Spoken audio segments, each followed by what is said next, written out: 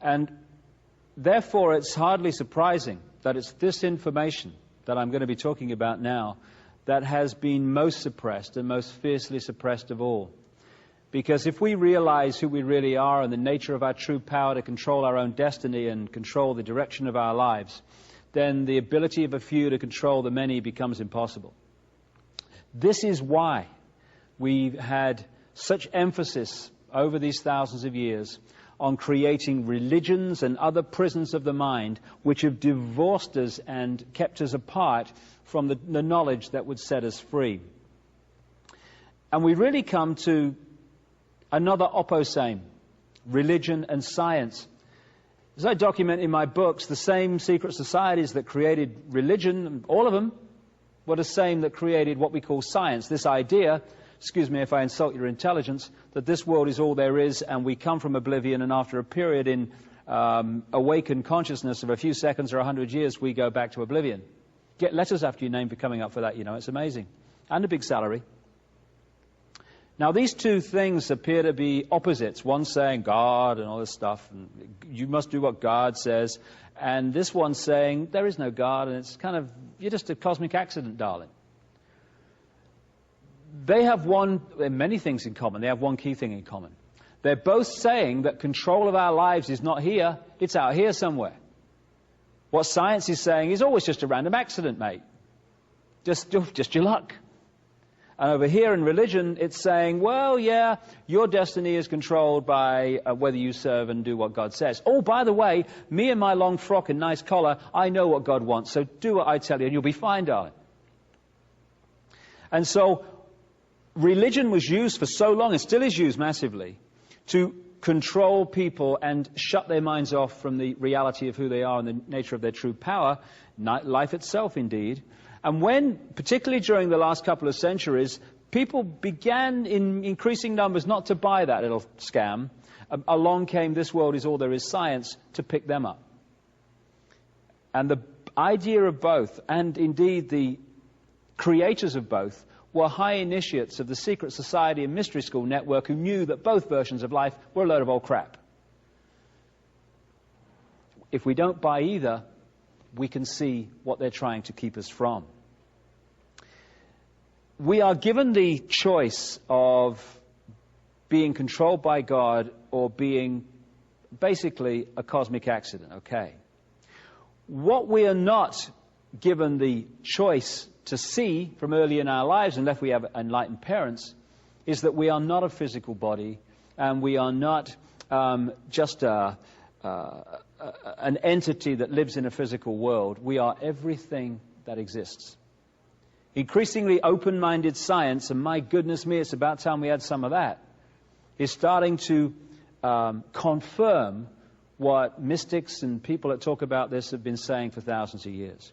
That everything that exists in the whole of creation, in this dimension and others, is the same energy in different states of being. And the vibrational state of that energy decides what that energy will manifest as. And therefore, we are not the physical body. That is our genetic spacesuit through which we experience this world. What we are is multidimensional consciousness that animates that body. And the question is, how much of that consciousness are we going to access? A little bit or massive amounts of it? We have a connection between our spiritual energy self and our physical self, which is called the chakra system.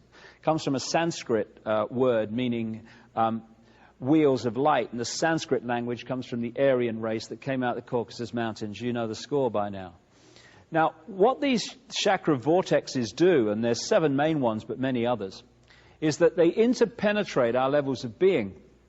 So we have a mental level, which is an energy field. It's a frequency range. That's our rational thought, as they call it. We have an emotional level, which is another frequency range. We have a spiritual level, which is the higher dimensions of ourselves. And these levels are interpenetrated by these chakra vortexes, these wheels of light. And therefore, an imbalance on one level is, through this vortex system, transferred to other levels. This is why when we get very emotionally stressed, the first thing that stops happening is we stop thinking straight. We stop thinking straight because the imbalance on the emotional level has been transferred to the mental level, and bang, bang, bang, we go. Now, if this imbalance goes on, this emotional imbalance, it's transferred eventually to the lowest level of this system, which is the physical level. And it manifests in the physical body as a chemical reaction. Now, it's at this point that modern medicine comes in with its drugs and scalpels at the point of the chemical reaction. Therefore, it is treating the symptom of the energy imbalance, the emotional imbalance, not the cause. And I remember where I lived on the Isle of Wight, a little island off the south coast of England, the doctor's practice there sent out a letter to everybody who was in that practice, the patients and stuff. And it kind of encapsulates the whole thing magnificently. It said, patients are reminded that appointments with the doctor are for 5 minutes only, and this is not a time to discuss your other problems. What has been so massively missed is there are other problems creating the emotional imbalance and distress that are causing the physical illness. So if you look at the human entity as a whole, you're looking at a very different vision of who we are and health and every other aspect of life than if you think that we're just a physical body. And these chakra vortexes are drawing in, particularly what they call the base chakra, vast amounts of energy which we can create with in ways that I'll come to in a second. The more these chakra vortexes are closed down, the less energy they're drawing in, the less energy we have to work with and create with. And so from this high level of knowledge that I've been talking about over thousands of years, at the peak of this brotherhood network, they understand these things. And so much of the manipulation of human emotion and human thinking, human perception and human attitudes has been designed to close these vortexes down so we access a fraction of multidimensional infinity, this infinite mind that we're part of. There was an American comedian called Bill Hicks, great guy, died in 1994, who summed up this whole concept of life I'm talking about in this way, because he was a very bright man. He said, matter is merely energy condensed to a slow vibration. We're all one consciousness experiencing itself subjectively. There's no such thing as death, life is just a dream, and we are the imagination of ourselves. And that's the key. What we imagine ourselves to be is what we physically create. So if we can be manipulated to imagine ourselves as ordinary, then we'll create ordinary lives. When the penny drops that we are all extraordinary, we live extraordinary lives, and this manipulation is over. We're like droplets of water in an ocean of consciousness. We're individual to an extent, just like droplets of water are individual. You can hold one in your hand. But those droplets together make up the ocean. Without the droplets, there is no ocean. It's the same with this infinite energy mind we call creation, God, whatever you want to call it Ethel, I'm not bothered. We are not part of that infinity. We are that infinity. If we open ourselves up to reconnect with it. And this is where we come back to the eggshell.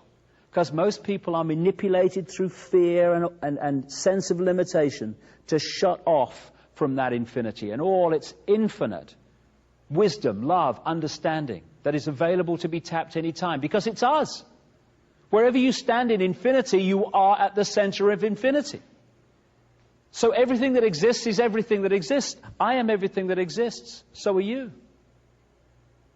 The more you realize that, the more you open up to the full infinity of who you are. Your life transformed.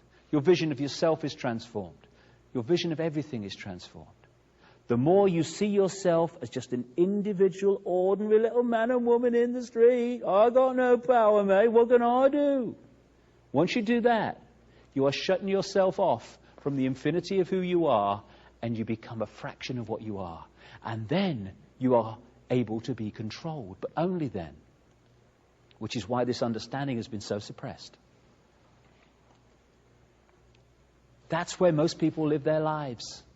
In a sense of, I can't, mate, I could never, mate, all the best things in life happen to someone else, mate. Oh, what can I do? And when we're there, piece of cake, manipulator in one hand while having a cup of tea in another.